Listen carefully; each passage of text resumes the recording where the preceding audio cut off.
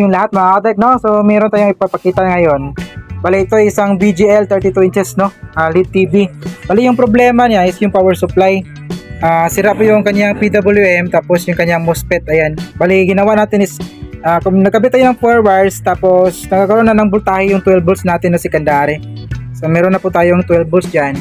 Pero wala po siyang standby. Kita nyo, wala po siyang standby. Connecta po yung kanyang socket dito.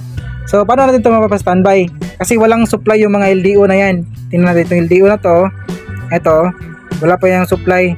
Yun, pati yung dalawang to. Ayan, wala po siyang mga supply.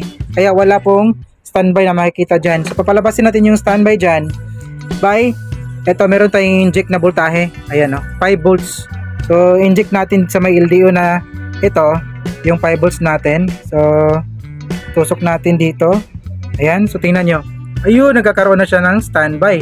Ayun o.